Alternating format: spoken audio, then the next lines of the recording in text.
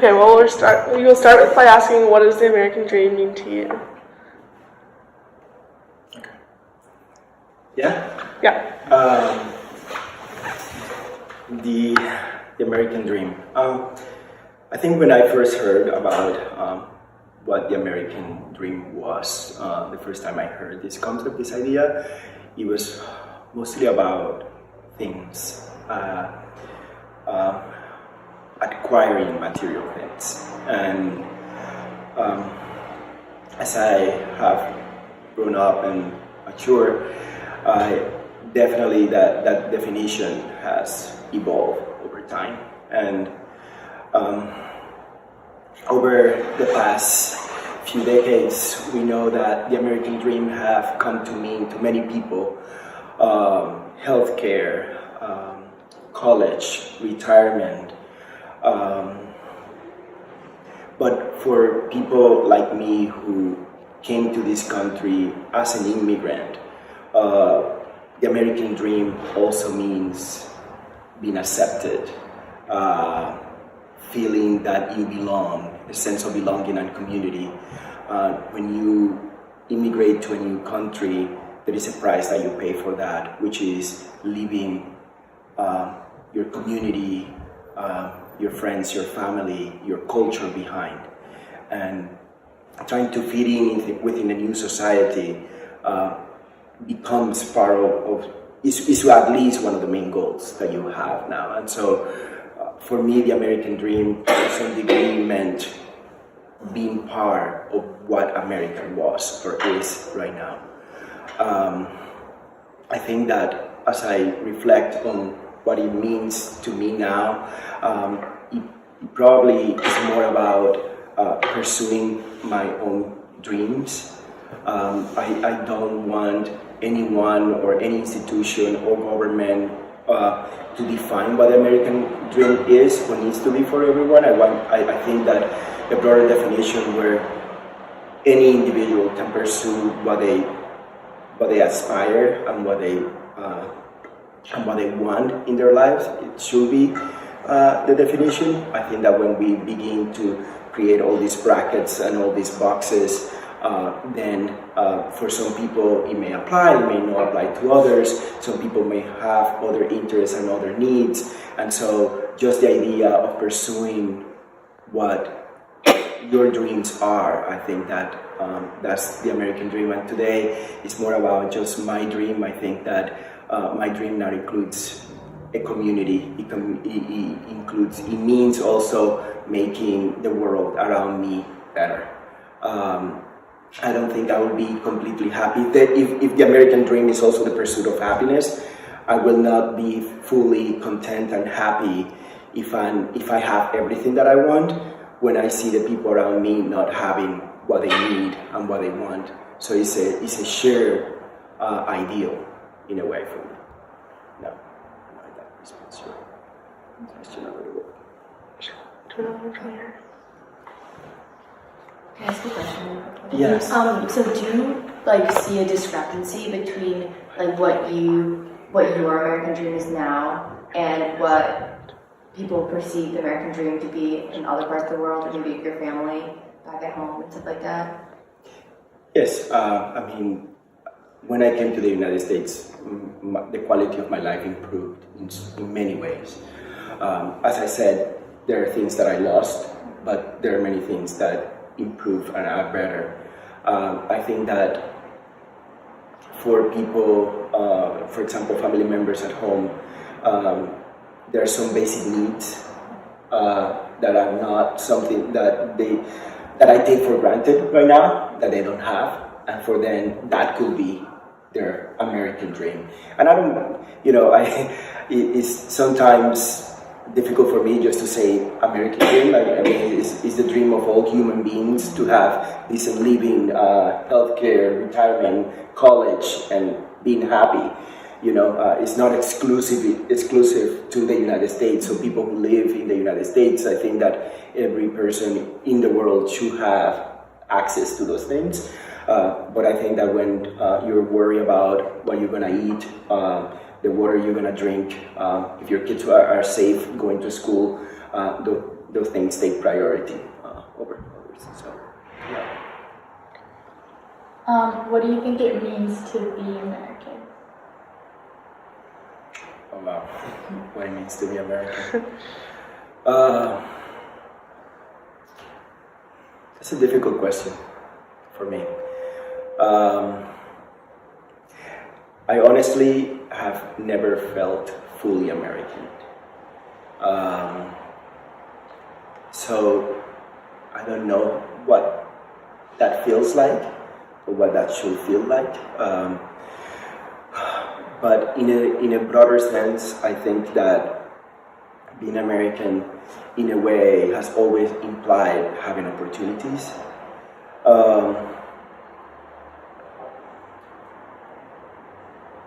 I'm an American citizen, but I know that there are parts of this country where if I walked into a place, I will be looked differently, or where people will pay attention to my accent rather than what I'm saying. So I don't know if that makes me less American in any way, but for sure there are a lot of people who will, where I will not feel that I'm in the same playing field, that I have to work harder to obtain certain things. So while I could consider myself American, or I could look at the legality of it and say, yes, I'm an American, there are a lot of things that I know that I have to work harder to obtain. So, I don't know. It's hard for me to say what that is. I think that's, everyone will define that in a very different way. And honestly, if you were asked me to answer that and say, ask me what it meant to be a Dominican, for example, I don't know if I could answer that question either. But I do think that a sense of belonging is so important, and sometimes people don't think about it that much because they don't have to, honestly. But that is a big part of what it means being part of a community, of a country, of a group. And I don't know if people like me who came to this country at age 17, 18 will ever feel fully accepted and embraced. Did you have to give up your Dominican citizenship when you became an American? I did not. There is a dual citizenship program, but it's interesting because I'm in a place right now in my life where I have lived in the United States for as long as I lived in the Dominican Republic before, and the truth is that I don't feel that I belong here nor that I belong there. I'm kind of in between worlds. There is a part of me who yearns about what I had there and misses it, and there is a part of me when I'm there that I miss a lot of the things that I have here. So now I'm kind of in between worlds in a way. Who do you consider American? Who do I consider American?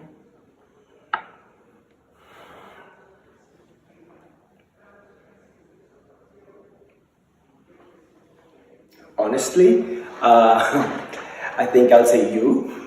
I'll consider you an American, but because I think that if we were to take a poll of 100 people and they will say which of these two individuals, if you and I were the choices, is an American, I'm sure that 100% of them will choose you over me as an American, or even if I was born in this country, and just because of the way I look. So. Who is an American is defined by what our society tells us an American maybe look like, speaks, goes to, dress like. So there are a lot of parts to that, but I think that if we were to do a survey right now, a poll, I'm pretty sure that I'm right about that, but yeah. Do you think being an American has more to do with how you look than where you're actually born?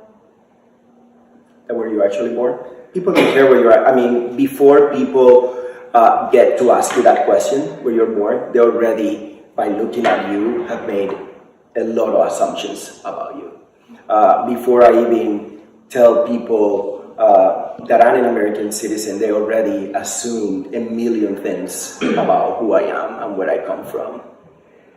So maybe to some degree, once we have that conversation and we break that barrier at the beginning, there is a little bit more of more acceptance. But no matter you don't get that chance very often. You know, most people that you interact, the interactions are very short, very casual, and so those assumptions and those perceptions are made without even having a conversation, without opening up or having a discussion. Do you find that people treat you with more respect or differently if they know that you're a citizen? Surely. I think that there are times when, for example, I stopped using my Dominican passport to travel, which I could use, but having an American passport just makes things easier. It's more convenient. Although you cannot change people's perception, the document in a way, kind of allows you to hold your ground and to, speak for yourself and perhaps give you some rights that are yours anyway, but that you somehow have to, demonstrate or prove. It's a proof. Sorry. No. Do you find that in America, it feels more exclusive to be American than it is when you're in the Dominican Republic? And I don't know how to phrase this, but do you find that it feels more exclusive to be a Dominican or American? I don't know how to say that. When you're in the Dominican Republic, did it feel like there was a similar culture of exclusion of national identity, or did you feel like in America that there's more so? For me, specifically, it's different. I think that in a lot of parts of the world, especially people who come from the United States, are mostly welcome, and they're a symbol of status, and they come from the developed country, and they have a lot to offer. While in America, we not everyone for sure, but there are a lot of people who believe that people who come from other countries have very little to offer, because we have this sense that everything here is better and that we know more than everyone, and that so there is this sense of grandiose that comes with being an American, and so I think there is less tolerance for people who come from outside in a way. What was your process to becoming a citizen? Did it take a long time, or did it happen quickly? So the technical aspect of it is you come to the United States, you have to enter the country legally first. Then you live in the United States for a period of 5 years under what they call a permanent resident card, which pretty much allows you to do everything a citizen is allowed to do except to vote. You cannot vote. And after 5 years holding your permanent resident card, you can apply for citizenship. And then you can obtain, and you have to take a test, a citizenship test. Going back for a second, can you speak on maybe the differences and similarities between the Dominican view of Haitians and the American view of Mexicans?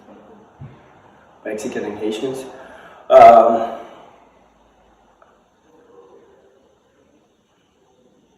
It's pretty similar in a way.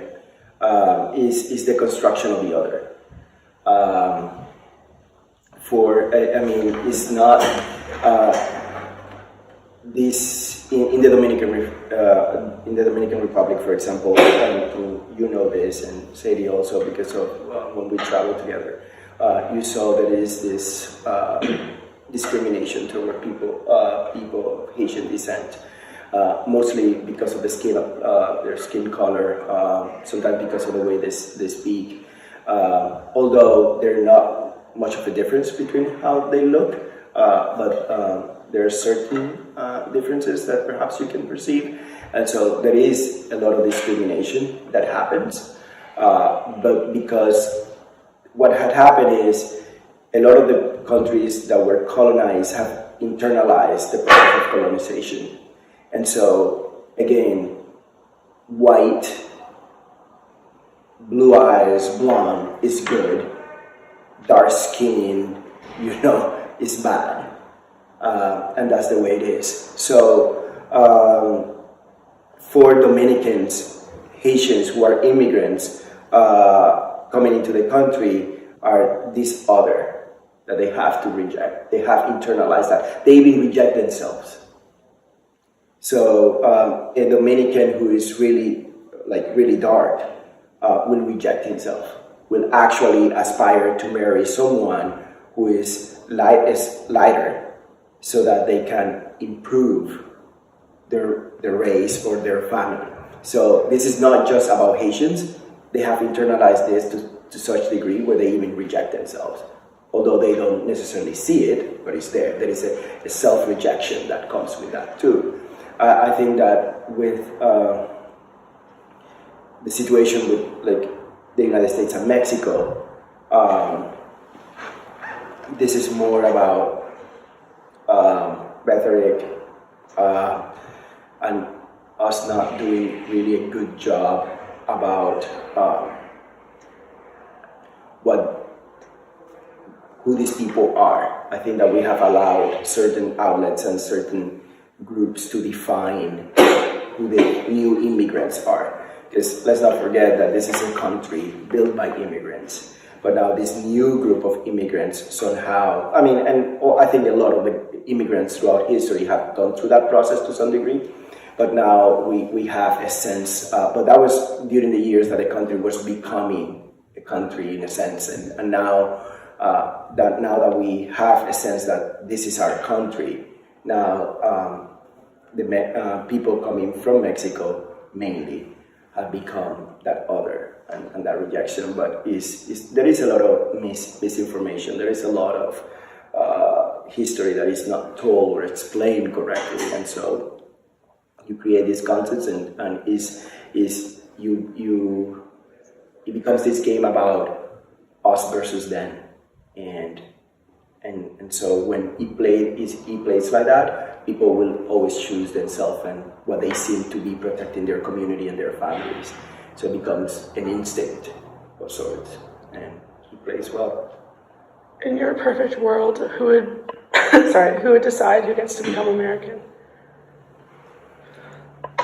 Specifically an American citizen or a citizen of any country? I guess any country.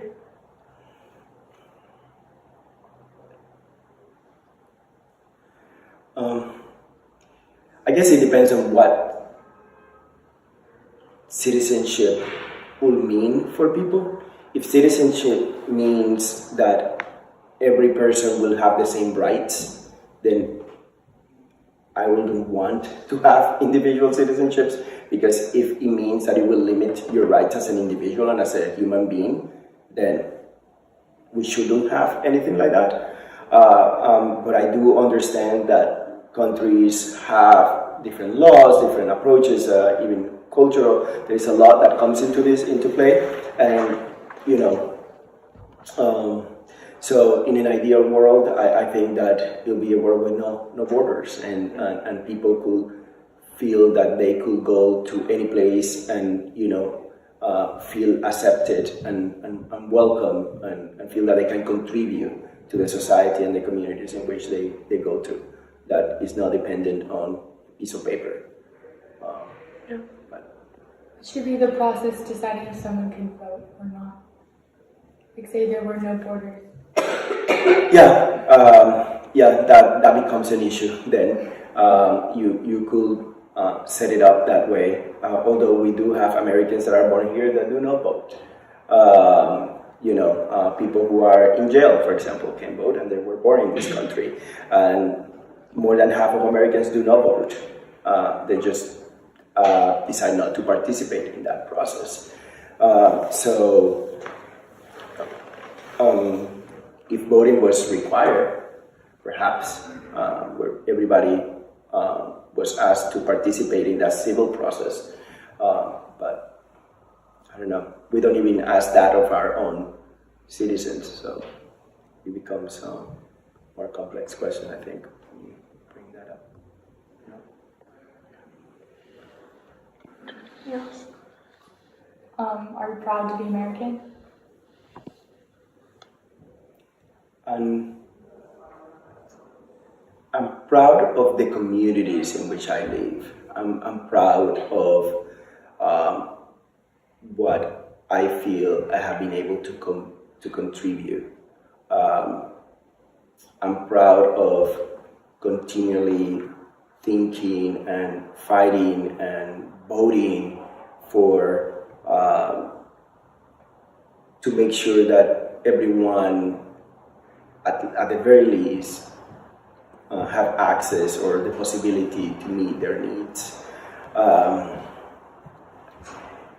If that means that you will see me wearing like an American flag somewhere, like running around, no, that's not gonna see that happening. But I'm also very thankful for the opportunity to be in this country, and my way of showing that is not gonna be with a flag somewhere, but it's gonna be by contributing to the community and by being a good citizen.